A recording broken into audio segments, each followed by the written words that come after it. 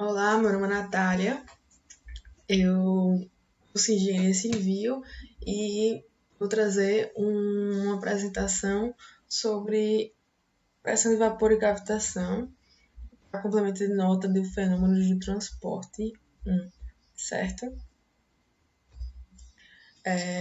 O conceito mais importante é o de cavitação, mas antes de aprender o que é cavitação, a gente precisa entender o que é pressão de vapor. A pressão de vapor é a pressão na qual um líquido, numa determinada temperatura, começa a vaporizar, ou seja, o líquido se transforma em vapor e mantém um equilíbrio entre esses dois estados, certo? Ou seja, quando ele se vaporiza, ele gera essa pressão de vapor, certo? A pressão de vapor ela vai depender da temperatura, ou seja, quanto maior a temperatura, maior a pressão de vapor, e, consequentemente, quanto menor a temperatura, também menor a pressão de vapor. Outra informação importante é que a pressão de vapor indica a volatilidade do fluido, ou seja, quanto maior a volatilidade do fluido, né, maior a pressão de vapor, e assim por diante. O que a gente precisa entender é sobre como ocorre, né, quando acontece a captação, é baseado na equação de Bernoulli, onde ele fala que durante o escoamento, essa pressão ela vai diminuindo ao longo dele, certo? Ele basicamente explica que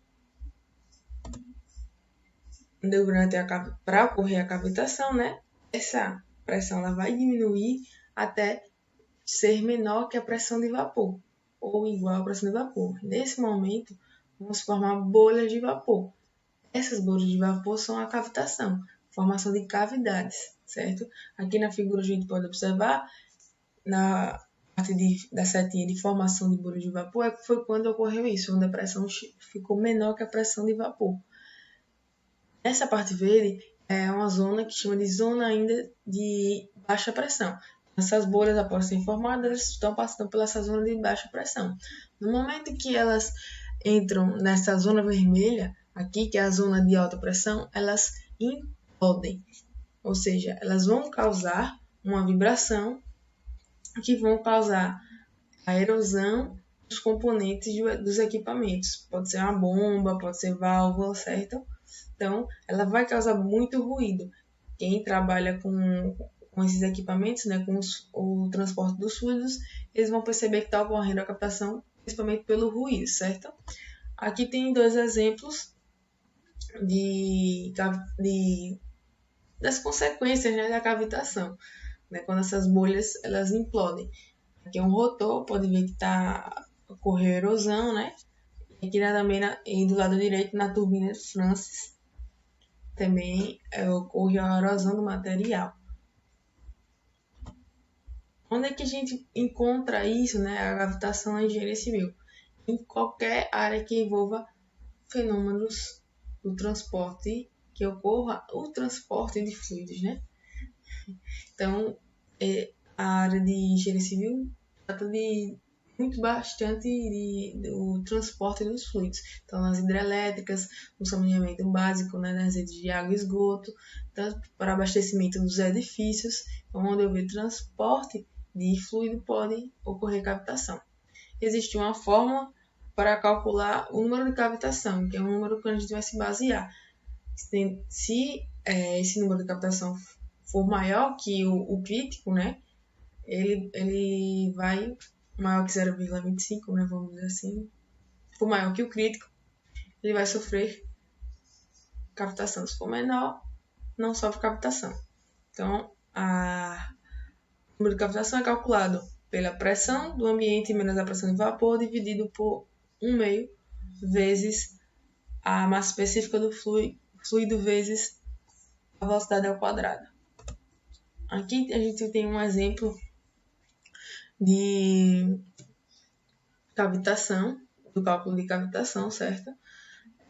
Eu vou ser mais breve possível pelo tempo, mas ele, na primeira pergunta, ele quer saber qual a velocidade dos fluidos, né, das bolhas, quando elas começam a se formar no fluido durante, né, o escoamento. Ou seja, durante o valor de número de cavitação crítico. Então, quer saber a velocidade no número de cavitação crítico, que é quando começa a formar as bolhas.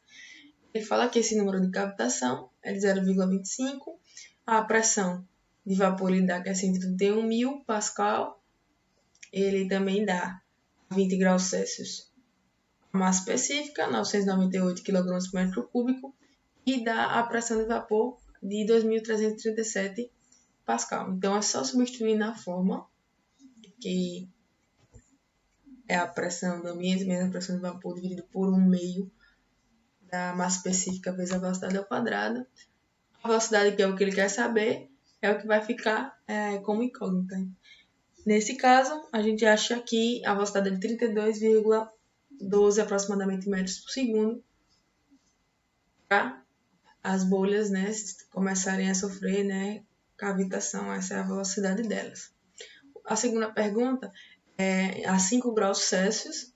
Então, a pressão de vapor ela muda para 863, a pressão no ambiente é de 131.000 ainda, e a massa específica é de 1.000 kg por metro cúbico. Ele fala que a velocidade desse fluido está a 30 metros por segundo. Então, também é só substituir e a gente vai achar o número de cavitação, que nesse caso deu 0,29. 0,29 é maior que 0,25. Porque eu disse, então se é maior que 0,25, haverá cavitação. Após as explicações sobre pressão de vapor e cavitação, eu vou fazer agora um experimento para a disciplina de fenômenos de transporte 1, que eu vou usar uma latinha vazia, tem que lavar, um recipiente com água gelada, uma luva ou um gancho, e a gente vai iniciar esse experimento enchendo a latinha. Não precisa encher totalmente não, só um pouquinho de água. A latinha eu vou esquentar em alguma fonte de calor. Eu estou usando fogão. O que vai acontecer aqui? Com o aumento da temperatura, né, que está passando para a latinha e para o líquido que está dentro da latinha, que é a água, vai ocorrer o processo de vaporização. Então vai ser formado um vapor aqui dentro.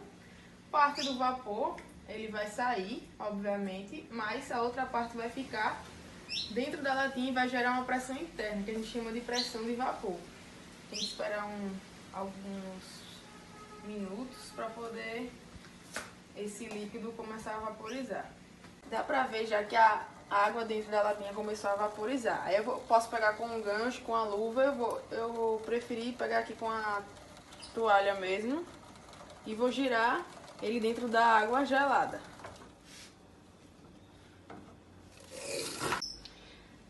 Depois que eu joguei a água, o que aconteceu com a latinha? Ela ficou amassada, que a gente chama de implodir, né? O que foi que aconteceu aqui?